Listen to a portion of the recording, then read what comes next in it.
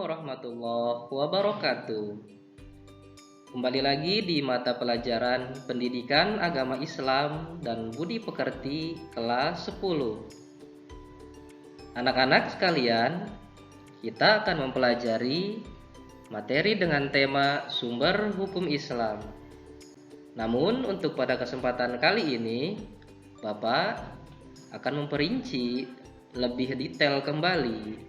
Untuk kali ini kita akan belajar Al-Quran dan Hadis sebagai sumber hukum Islam.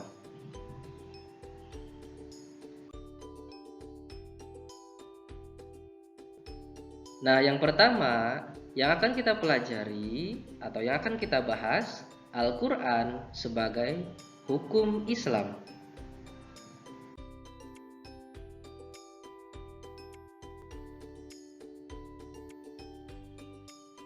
Pertama, kita akan mengetahui atau yang harus kita ketahui pengertian daripada Al-Quran.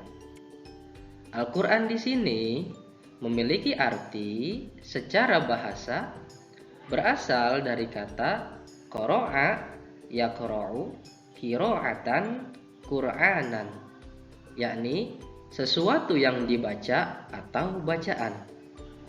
Sedangkan menurut istilah, Al-Quran sendiri merupakan kalamullah yang diturunkan kepada Nabi Muhammad SAW dan sampai kepada kita secara mutawatir, serta membacanya berfungsi adalah sebagai ibadah.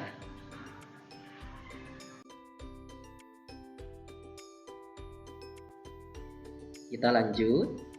Nama-nama Al-Quran. Di sini ada nama-nama Al-Quran. Nama Al-Quran yang pertama, yakni Al-Quran. Penamaan Al-Quran berlandaskan pada kitab suci yang terakhir yang diturunkan oleh Allah Subhanahu wa Ta'ala, yang bernama Al-Quran. Nama Al-Quran yang kedua, yakni Al-Furqan. Al-Furqan, penamaan Al-Furqan ini mengindikasikan bahwa Al-Quran sendiri adalah sebagai pembeda antara yang hak dan yang batil, atau antara yang benar dengan yang salah. Nama Al-Quran yang ketiga yaitu Al-Kitab. Al-Kitab artinya Al-Jam'u atau mengumpulkan. Nah, penamaan ini berdasarkan pada Al-Quran yang mengandung bermacam ilmu, kisah, dan berita. Karena di dalam Al-Quran sendiri banyak sekali ilmu, banyak sekali kisah, dan banyak sekali berita. Kisah-kisah para orang-orang terdahulu, kisah para nabi dan rasul terdahulu, berita-berita hari akhir, atau berita yang memang belum ada pada saat ini, kita temukan di pada Alkitab atau Al-Quran. Lanjut, nama Al-Quran yang keempat yaitu Az-Zikru. Kata Az-Zikru murni dari bahasa Arab, artinya kemuliaan. Makna lain dari Az-Zikru ini adalah ingat atau mengingatkan. Maksudnya, di dalam kitab Al-Quran ini terkandung pelajaran, nasihat, dan kisah para umat terdahulu, yakni semata-mata untuk mengingatkan kita sebagai manusia atau sebagai umat Rasulullah untuk selalu berbuat baik dan untuk selalu mentaati apa yang terkandung atau apa yang ada di dalam Al-Quran. Kita lanjut, yang terakhir, nama Al-Quran yang kelima yaitu Al-Tanzil. Kata Al-Tanzil ini memiliki arti sesuatu yang diturunkan, yaitu mengisyaratkan bahwa Al-Quran ini merupakan wahyu yang diturunkan oleh Allah kepada Nabi Muhammad melalui perantara malaikat Jibril.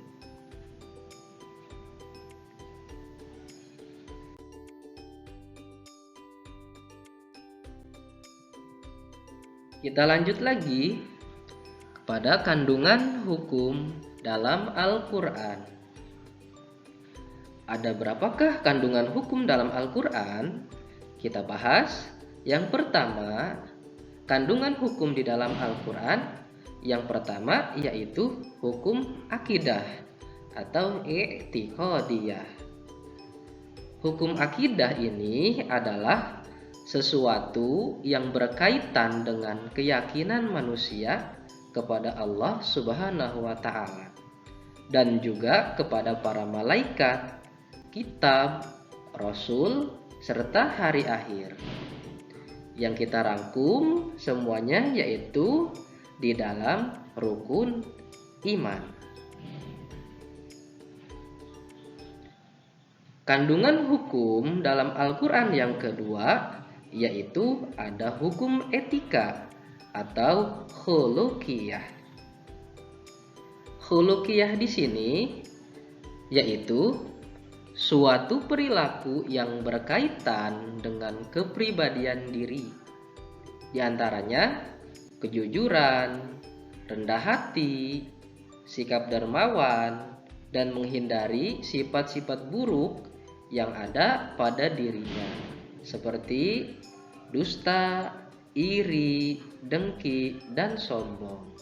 Jadi, khuluqiyah di sini adalah perilaku yang berkaitan dengan diri kita. Kandungan hukum dalam Al-Quran yang ketiga yaitu hukum amaliyah. Hukum amaliyah sendiri yaitu suatu perilaku sehari-hari yang berhubungan dengan sesama manusia. Nah, hukum amaliyah ini dibagi menjadi dua bagian. Yang pertama, muamalah ma'allah atau pekerjaan yang berhubungan dengan Allah, seperti melaksanakan sholat, zakat, puasa, yang memang amaliyah yang berhubungan dengan Allah Subhanahu wa Ta'ala atau hablum minallah. Nah, amaliyah yang kedua yaitu muamalah ma'an nas atau pekerjaan yang berhubungan langsung dengan manusia, baik secara pribadi maupun kelompok, yaitu hubungan interaksi, hubungan sosial kita dengan sesama makhluk, dengan sesama manusia, kerabat, teman, atau orang lain yang memang masih berhubungan dengan manusia, itu disebut dengan muamalah ma'an nas.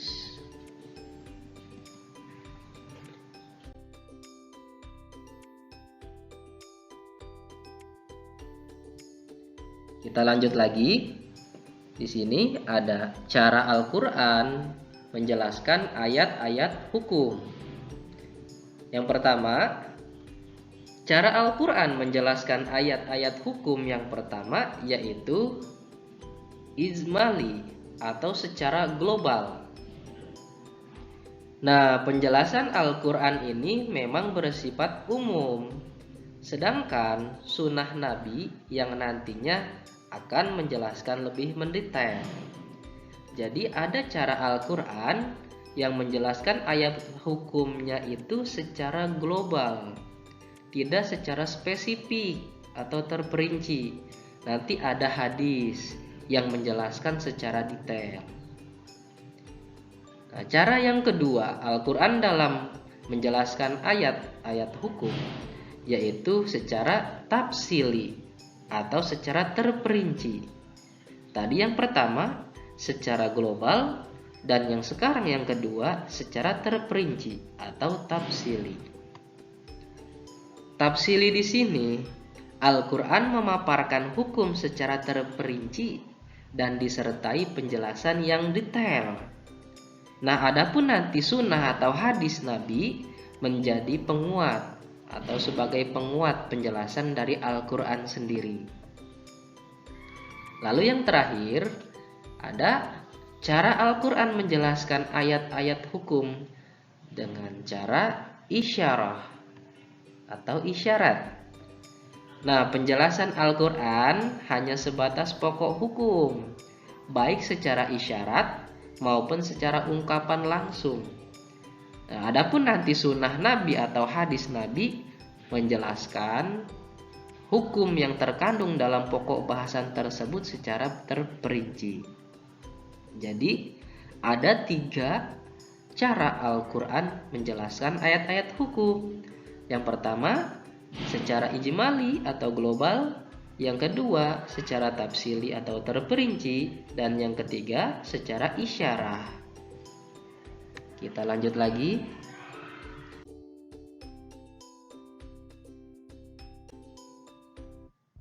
Nah, kita masuk ke hadis sebagai hukum Islam.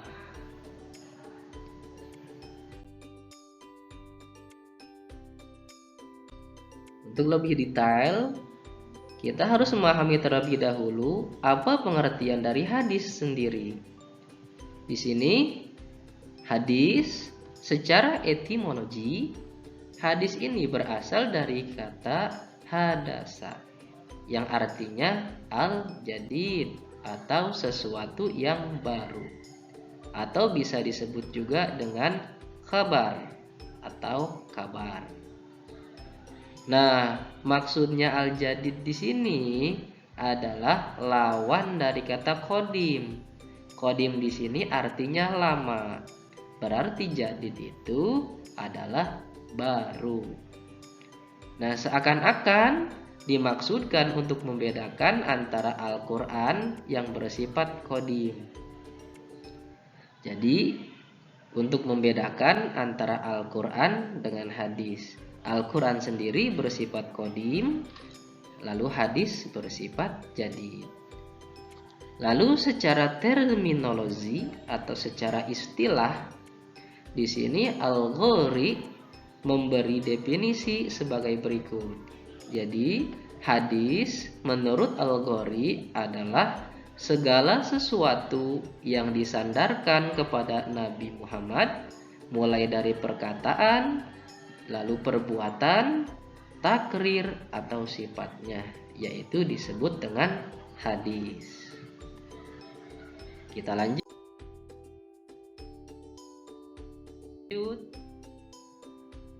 Kedudukan hadis terhadap Al-Quran.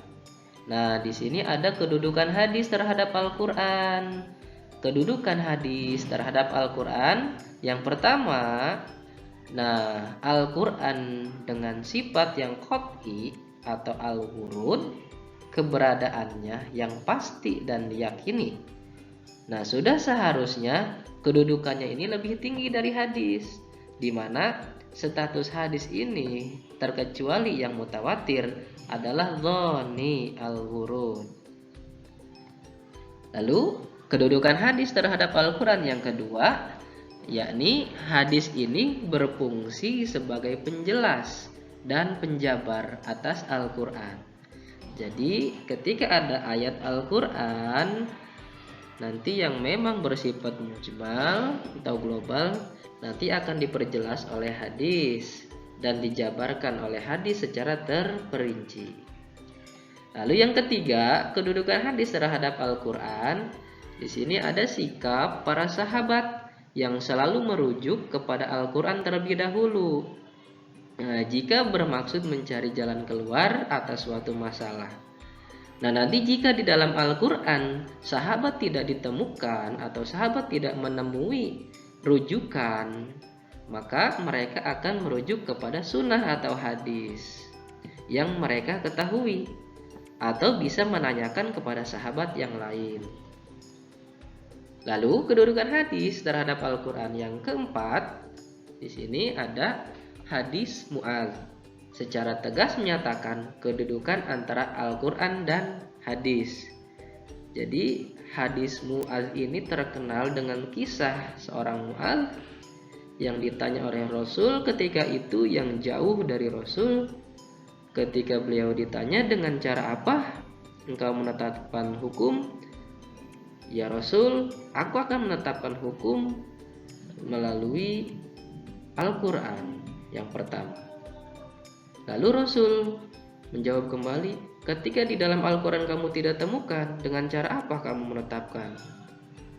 Lalu Mu'adz menjawab, ketika aku tidak menemukan di dalam Al-Quran, maka aku akan mencarinya di dalam hadis. Nah, ketika di dalam hadis tidak temukan, maka Mu'adz menjawab, aku akan menetapkan hukum melalui pikiranku sendiri.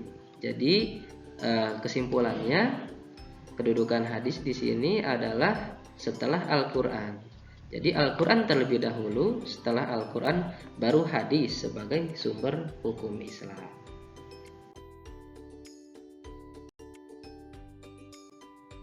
Nah, di sini kita lanjut. Ada fungsi hadis terhadap Al-Quran ya.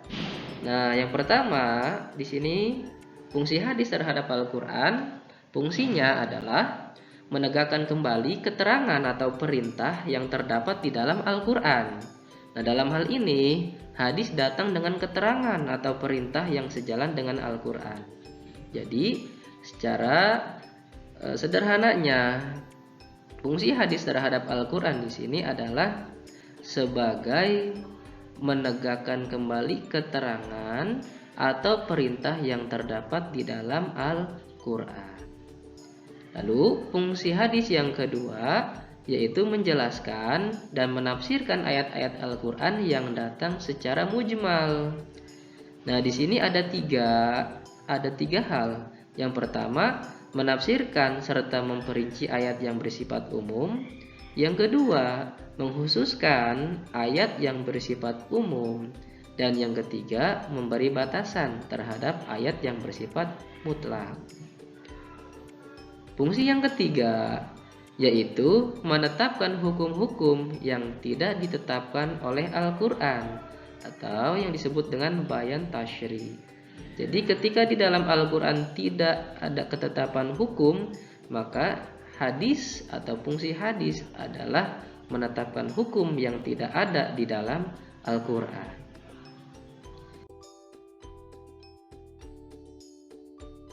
Nah, itulah tadi paparan terkait Al-Quran dan hadis sebagai sumber hukum Islam. Di sini Bapak mencantumkan